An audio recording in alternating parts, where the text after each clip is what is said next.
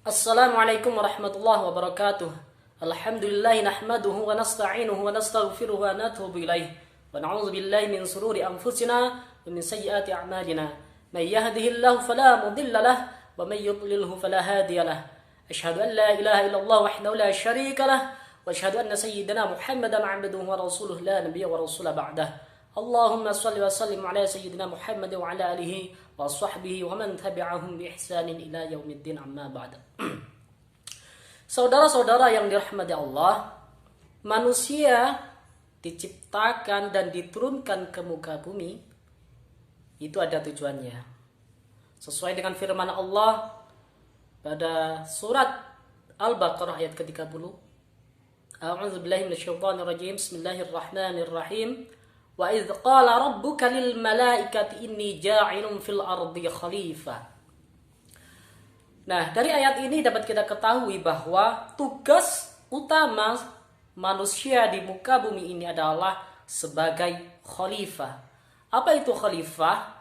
Yaitu pengatur, sebagai pengganti Allah yang mana sebenarnya yang berkewajiban untuk merawat, mengatur bumi ini adalah Allah sendiri karena Allah yang menciptakan. Nah, kemudian Allah mewakilkan kepada manusia untuk mengelola bumi ini. Tentunya mengelola bumi ini sesuai dengan aturan yang telah Allah tetapkan, yaitu yang terkandung di dalam Al-Quran maupun As-Sunnah. Nah, apa balasan bagi manusia ketika manusia ini mengelola bumi ini dengan aturan yang telah Allah tetapkan di dalam Al-Quran maupun hadis?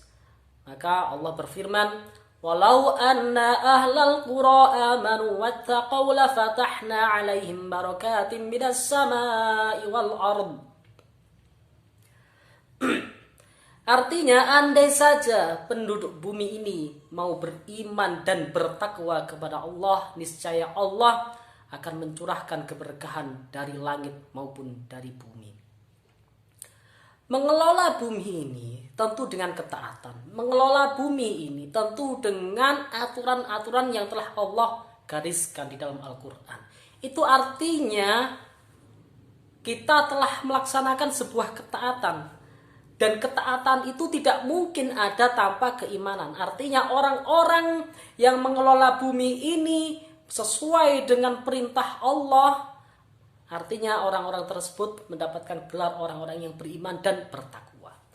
Maka ketika keimanan dan ketakwaan ini sudah berada pada diri umat manusia, maka Allah akan mencurahkan keberkahan dari langit dan dari bumi. Sehingga entah itu berupa rizki, entah itu berupa kebahagiaan, entah itu berupa kenyamanan dan keamanan, ketentraman, itu dapat kita rasakan semaksimal mungkin, dapat kita rasakan seoptimal mungkin tanpa kekurangan suatu apapun. Karena ketika Allah mencurahkan rahmat itu, maka subhanallah, seperti apa yang terjadi pada masa keemasan Islam, yaitu di zaman Bani Abbasiyah. Saat itu namanya zakat begitu melimpah, dan zakat ini diambil dari orang-orang yang berkewajiban untuk membayar zakat, dan diperuntukkan hanya untuk 8 asnaf atau 8 golongan saja.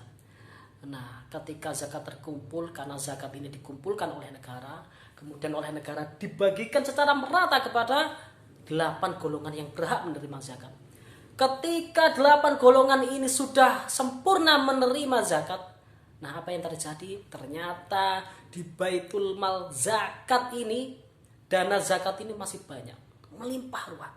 Sehingga untuk sedekah saja itu sulit sekali. Kenapa? Karena makmur, banyak yang berkecukupan. Inilah konsekuensi ketika kita beriman dan bertakwa kepada Allah yang diwujudkan dengan menerapkan syariah Islam secara sempurna.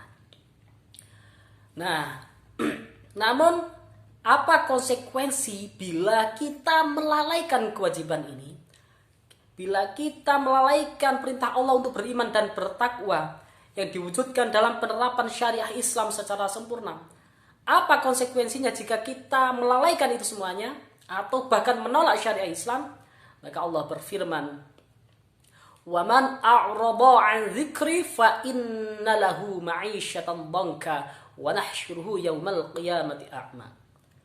Dan barang siapa itu artinya siapa saja. Di sini Allah tidak menyebut nama, tapi siapa saja.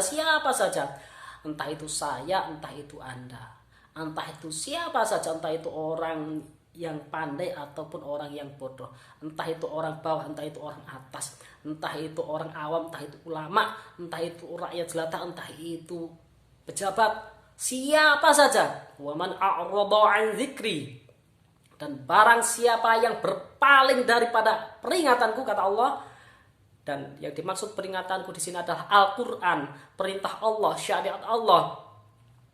Fa inna lahu ma'isyatan dhanka, maka sungguh ia akan menjalani kehidupan yang sempit.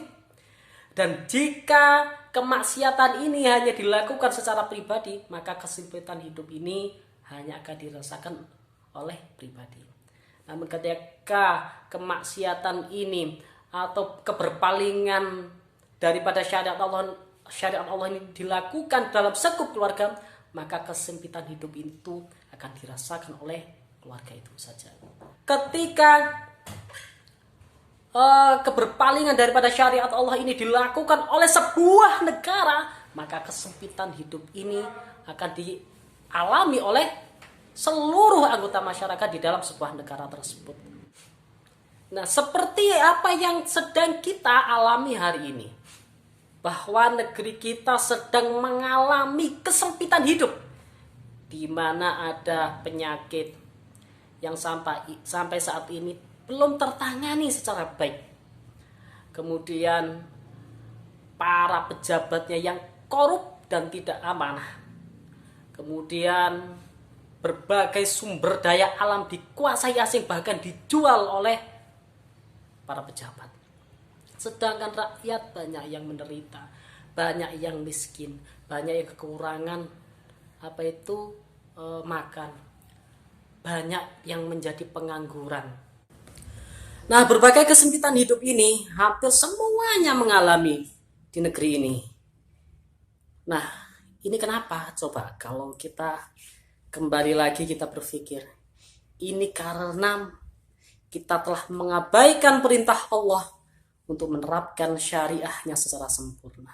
Bukankah kita yakin bahwa hukum yang paling adil adalah hukum Islam?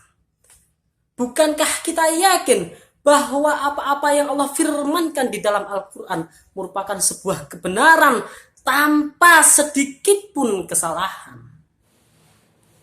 Nah, kita sepakat bahwa kondisi hari ini bangsa kita, Indonesia yang kita cintai, tengah mengalami kesempitan hidup, di mana narkoba merajalela, pergaulan bebas yang tak bisa dibendung lagi, kerusakan moral, degradasi moral, pejabat yang korup.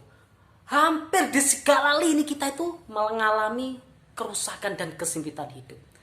Ini diakibatkan karena seperti apa yang Allah firmankan, wa man a'rada 'an dzikri fa inna lahu ma'isyatan dhanka. Dan barang siapa yang berpaling dari peringatanku, kata Allah, maka ia akan menjalani kehidupan yang sempit. Wa nahsyuruhu yaumal qiyamati a'ma. Dan pada hari kiamat ia akan digiring dalam keadaan buta. Kemana? Ke neraka. Sudah hidup di dunia itu sempit, di akhirat kita masuk ke neraka dan digiring dalam keadaan buta. Na'udzubillah summa na'udzubillah.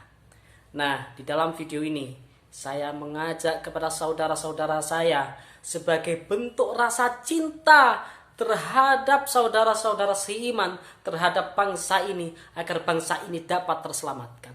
Tidak ada jalan lain kecuali kembali kepada syariah Islam untuk menyelamatkan negeri ini.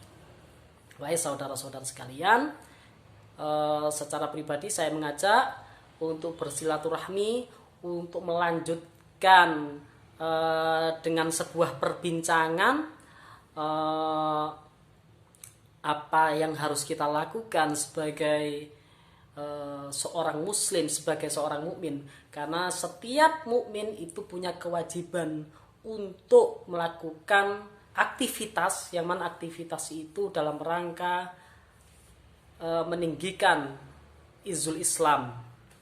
Nah, Allah pun juga berfirman, jika kita ingin keluar menjadi umat yang terbaik, nah Allah sendiri yang berfirman bahwa Islam ini umat yang terbaik. Namun kita dapat lihat sendiri bagaimana fakta di lapangan, bahwa umat Islam bukan umat yang terbaik hari ini. Yang dituduh radikal dan teroris pasti umat Islam. Kalaupun ada tindak kriminal yang dilakukan oleh orang lain, maka itu bukan teroris namanya. Kalau dilakukan oleh umat agama lain, bukan teroris namanya. Dan umat Islam hari ini jumlahnya banyak, namun dalam kondisi lemah, selalu tertuduh. Yang miskin-miskin itu banyak umat Islam, yang terpuruk itu banyak umat Islam, yang dibantai di Timur Tengah, di Rohingya, umat Islam. Umat Islam jadi bulan-bulanan bagi orang-orang kafir hari ini. Padahal Allah berfirman, umat Islam ini adalah umat yang terbaik yang diturunkan untuk manusia. Kuntum khaira ummatin ukhrijat linnas ta'muruna bil ma'ruf wa tanhauna 'anil munkar. Kalian adalah umat yang terbaik yang dilahirkan di antara umat manusia. Kenapa? Karena kalian beramar ma'ruf nahi munkar dan beriman kepada Allah. Jadi syaratnya 3, amar ma'ruf nahi mungkar serta beriman kepada Allah. Ketika 3-tiganya ini terlaksana dengan sempurna, maka Allah akan menjadikan kita umat yang terbaik. Namun hari ini kita bukan umat yang terbaik. Nah, ini yang salah ini kita atau Al-Qur'annya. Al-Qur'an tidak pernah salah. Al-Qur'an mengatakan umat Islam adalah umat yang terbaik. Namun hari ini kita menjadi umat yang terpuruk. Maka yang salah bukan Al-Qur'annya, tetapi kita yang hari ini tidak sesuai dengan Al-Quran. Maka dari itu salah satu daripada usaha kita agar kita menjadi umat yang terbaik, maka kita harus melaksanakan 3 hal ini: amar ma'ruf nahi mungkar serta beriman kepada Allah. Nah, saudara-saudara sekalian, saya ingin melalui video ini ada sebuah kesadaran. Nah, kemudian dari kesadaran ini kita bersama-sama bersatu padu untuk berjuang menolong agama Allah ini. Ada yang berkomentar, Allah tidak butuh ditolong dan Allah tidak perlu ditolong karena Allah Maha Perkasa, karena Allah Maha Kuat, karena Allah Maha Besar. Saya menyampaikan hal ini bukan tanpa dasar. Allah sendiri yang berfirman, ya ayyuhalladzina amanu, hai orang-orang yang beriman. Allah menyeru kepada orang-orang yang beriman, in tansurullah yansurkum, tolonglah agama Allah, niscaya Allah akan menolongmu, wa yutsabbit aqdamakum, dan akan meneguhkan kedudukanmu. Maka kita menolong agama Allah ini bukan dalam rangka kita membantu Allah karena Allah butuh kita, tidak. Tetapi kita menolong agama Allah ini karena perintah daripada Allah Subhanahu wa ta'ala, dan karena kita butuh untuk menolong agama Allah ini. Karena ketika kita menolong agama Allah, maka Allah yang akan menolong kita. Allah akan balik menolong kita dan meneguhkan kedudukan kita. Wahai saudara-saudaraku, keadaan umat muslim di Indonesia khususnya dan di seluruh dunia pada umumnya saat ini sedang terpuruk dan menjadi bulan-bulanan bagi orang-orang kafir, difitnah, ditindas. Mungkin secara pribadi hari ini kita itu lagi santai, lagi enak menikmati kehidupan. Namun ingatlah saudara-saudara kita di Palestina, di Rohingya, di Chechnya, di hampir seluruh negeri-negeri muslim mengalami kondisi yang sangat terpuruk. Dan termasuk Indonesia. Nah, sedangkan Rasulullah juga menyampaikan bahwa umat Islam ini bagai satu tubuh. Jika anggota tubuh yang lain itu terasa sakit, maka sakitlah seluruhnya. Seharusnya ketika saudara kita di Palestina, saudara kita di Rohingya, saudara kita di Afghanistan, di Irak, mereka mengalami penderitaan, maka kita pun ikut merasakan penderitaan itu. Itulah mukmin yang sejati. Nah, sekali lagi wahai saudara-saudaraku, melalui video ini saya mengajak kepada saudara-saudara sekalian untuk menyadari kondisi kita hari ini dan kemudian melakukan sebuah tindakan nyata dalam rangka memperjuangkan tegaknya syariah Islam, menyuarakan tegaknya syariah Islam secara kafah. Sampai di sini dulu video saya. Semoga ini menjadi pembuka wacana, diskusi, membuka wawasan bagi kita semuanya, sehingga menyadarkan kita perlu adanya sebuah gerakan daripada umat Islam di seluruh dunia, khususnya umat Islam di Indonesia. Terima kasih sebelumnya, mohon maaf yang sebesar-besarnya barangkali ada kata-kata yang kurang berkenan. Akhir kata, wassalamualaikum warahmatullahi wabarakatuh.